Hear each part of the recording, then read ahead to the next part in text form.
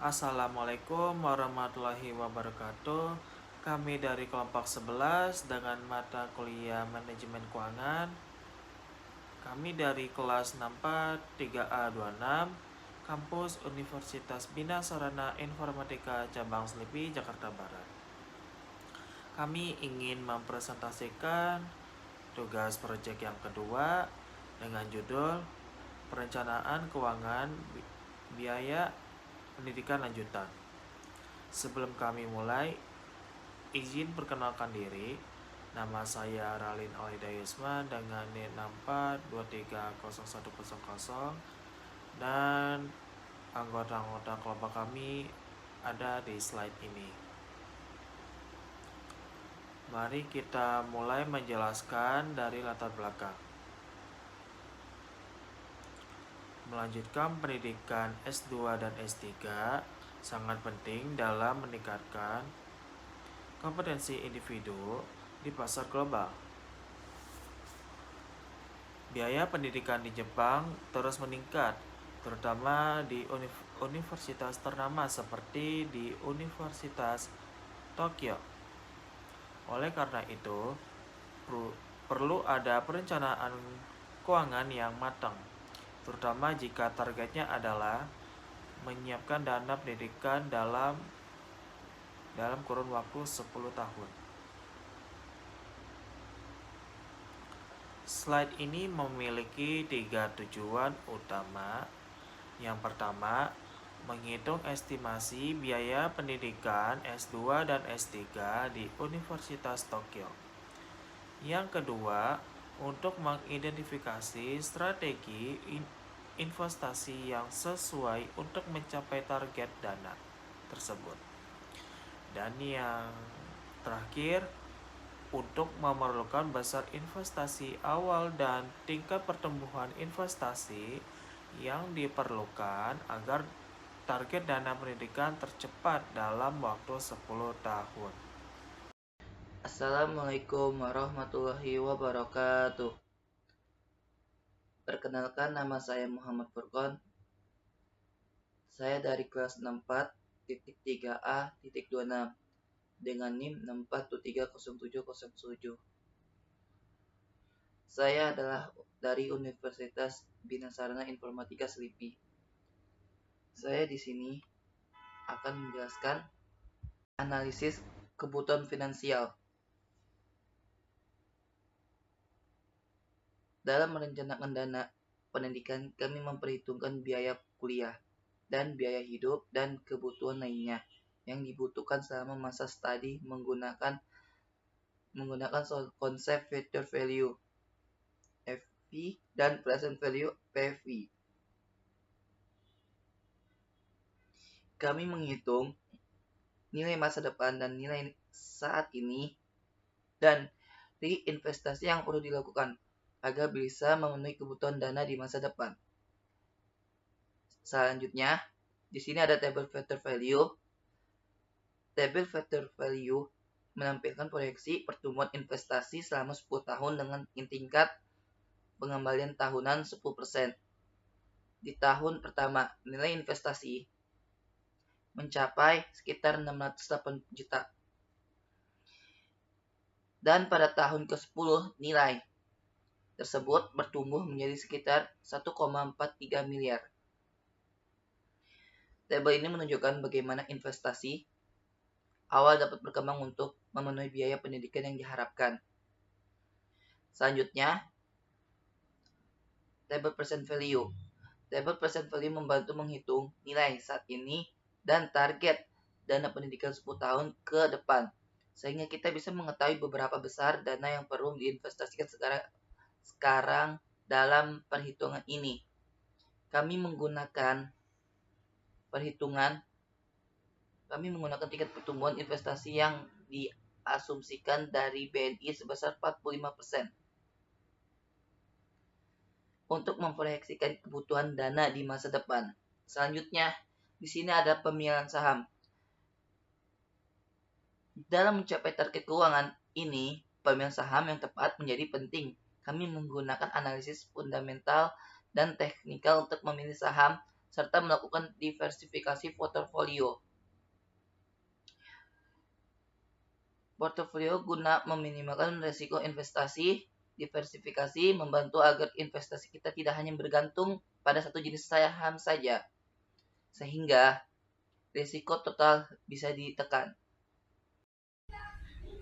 Assalamualaikum warahmatullahi wabarakatuh. Sebelumnya perkenalkan, nama saya Ibnu Rafi Fazri. Saya berasal dan beralamat di Universitas Bina Sarana Informatika Selipi. Saya dengan NIM 6423032 berkelas di 64.3A.26. Kali ini saya akan mempresentasikan hasil ilmiah saya.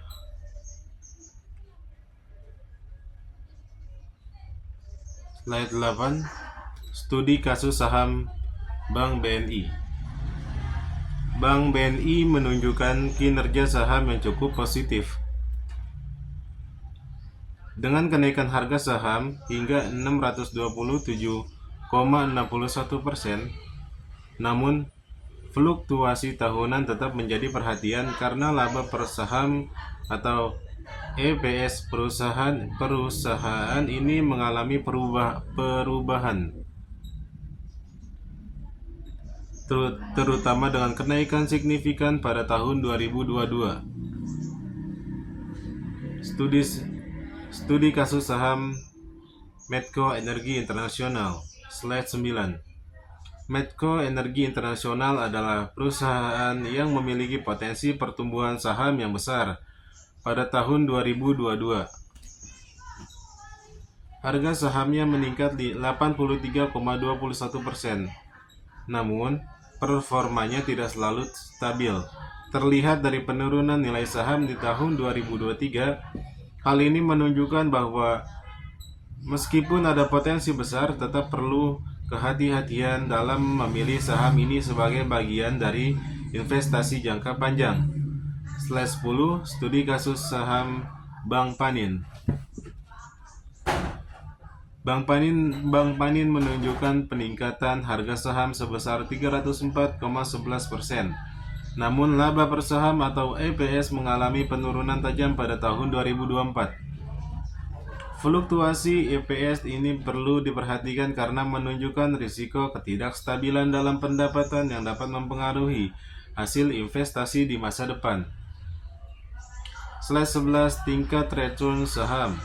Pada slide ini kita akan membahas tingkat return dari 3 emiten saham yang telah dianalisis. Pertama, untuk BBNI, kita melihat pertumbuhan rata-rata saham sebesar 33% dalam 5 tahun terakhir dengan return EPS yang sangat tinggi mencapai 4.590%. Selanjutnya, PANS menunjukkan pertumbuhan yang lebih rendah, yaitu 16% dan mengalami penurunan pada return EPS sebesar min 2.425%. Terakhir, MEDC memiliki pertumbuhan rata-rata saham yang paling rendah hanya 4%, tetapi mencatatkan return EPS yang sangat signifikan sebesar 1,34536%.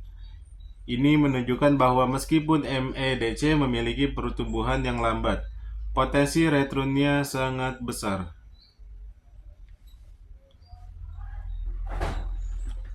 Slide 12, evaluasi saham BBNI. Di slide ini kita fokus pada evaluasi saham Bank Negara Indonesia atau BBNI dengan investasi awal sebesar 6.054.810,09 rupiah dan pertumbuhan yang diharapkan sebesar 33% per tahun. Proyeksi nilai investasi setelah 10 tahun mencapai 104,861.710,02 rupiah. Ini menunjukkan potensi yang sangat baik untuk investasi jangka panjang di Bank Negara Indonesia atau BNI. Slide 13, evaluasi saham PANS. Selanjutnya kita melihat evaluasi saham Bank Panin. atau PANS dengan investasi awal sebesar Rp6.195.361,42 dan pertumbuhan 16% per tahun. Nilai investasi diproyeksikan mencapai Rp27.330.434,69 setelah 10 tahun. Meskipun pertumbuhannya lebih rendah dibandingkan Bank Negara Indonesia atau BBNI, Bank Panin atau PANS tetap menunjukkan potensi yang baik. Slide 14, evaluasi saham MEDC. Pada slide ini kita membahas evaluasi saham Medco Energi Internasional atau MEDC dengan investasi awal sebesar 3.498.334,72 rupiah dan pertumbuhan yang diharapkan hanya 4% per tahun. Proyeksi nilai investasi setelah 10 tahun adalah 5.178.389,98. Ini menunjukkan bahwa Medco Energi Internasional atau MEDC memiliki potensi pertumbuhan yang lebih lambat dibandingkan dengan Bank Negara Indonesia atau BBNI dan Bank Panin atau PANS. Slide 15, evaluasi visual trading. Di slide terakhir ini kita melihat evaluasi visual trading. Total current value dari portofolio adalah Rp109.725.500 dengan kerugian yang tercatat sebesar Rp2.189.000 yang setara dengan 1.96% dari total nilai investasi.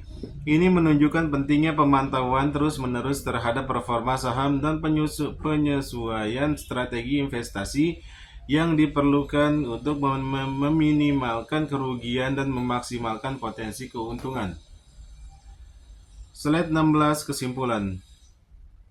Secara keseluruhan, perencanaan keuangan yang matang dan terarah sangat penting untuk mencapai target dana pendidikan di luar negeri. Studi kasus saham menunjukkan bahwa investasi perlu dipantau secara berkala dan disesuaikan jika diperlukan. Diversifikasi dan strategi investasi yang tepat dapat membantu dalam mengurangi resiko dan memastikan bahwa tujuan finansial dapat tercapai sesuai dengan rencana. Terima kasih dari saya atas perhatiannya. Wabillahi taufik wal hidayah. Wassalamualaikum warahmatullahi wabarakatuh.